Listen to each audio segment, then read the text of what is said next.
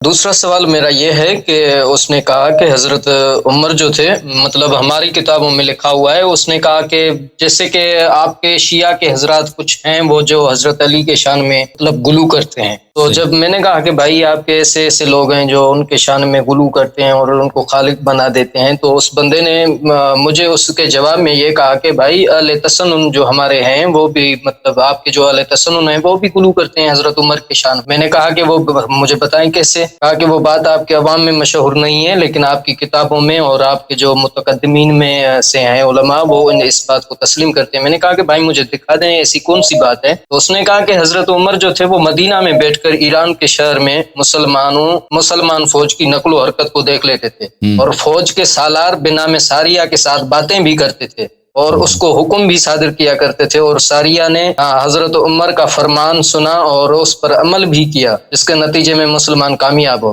کیا یہ بات ہے کسی کتاب میں؟ جی بالکل بالکل بالکل. میں دیکھیں یہ ساریہ جو ہے، ساریہ لشکر کو بولتے ہیں، ساریہ فرد کا نام نہیں ہے. یا ساریہ الجبل بنا میں ساریہ لکھا ہوا ہے، بنا میں ساریہ. اس نے جو مجھے بتایا تھا نا بنا میں ساریہ، تو میں نے لکھ لیا. میں آپ کی خدمت میں عرض کرتا ہوں، یہ کتاب اصابہ میں ہے. اصابہ میں حافظ ابن حجر نے اس کو نقل کیا ہے کہ عمر مدینے میں بیٹھا تھا. وہ آذربائیجان یا ارمینیا میں، ارمنستان یا آذربائیجان میں کوئی جہاد ہو رہی تھے، تو عمر نے ممبر پہ بیٹھ کر اس نے آواز لگائی، یا ساریہ الجبل، اے لشکر پہاڑ کی طرف بھاگو، لشکر پہاڑ کی طرف جاؤ. تو مسلمانوں نے کو تعجب ہے کہ بھائی یہاں پہ لشکر بھی نہیں ہے، پہاڑ بھی نہیں ہے مدینے میں، یہ کیا بات کر. بعد میں پتہ چلا وہ لشکر واپس آیا، پتہ چلا کہ انہوں نے وہ مدینے سے بیٹھ کے انہوں نے لشکر دیکھا وہاں پہ اور ان کو پیغام دیا، تو جو نعرہ لگایا ان کو سنائی بھی دیا.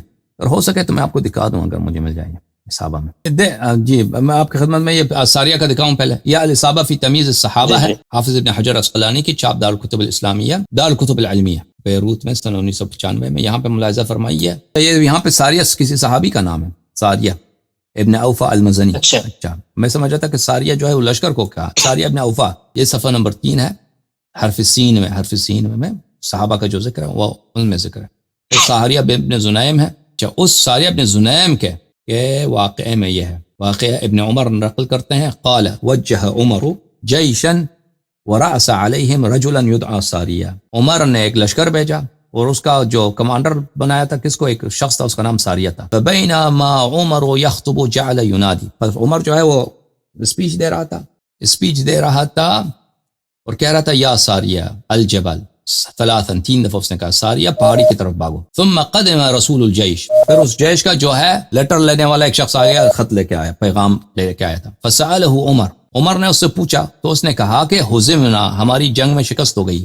بینا نحن کذالک، ہم اسی حالت میں دشمن نے ہمیں شکست دی تھی کہ ہم نے سمعنا صوتا ینادی، کہ ہم نے ایک آواز سنا، یا ساریہ الجبل، ایک آواز سنی غیب سے کہ وہ کہہ رہا ہے کہ اے ساریہ پہاڑ کی طرف بھاگو. فاسندنا ظہرنا الی الجبل، تو ہم نے اپنا کمر جو ہے، اپنا پشت پہاڑی کی طرف کیا اور اللہ نے دشمنوں کو شکست دی. قال قیل لعمر انک کنت تصیح بذلک، لوگوں نے عمر سے کہا آپ ہی تو تھے کہ یہی نعرہ لگا رہے.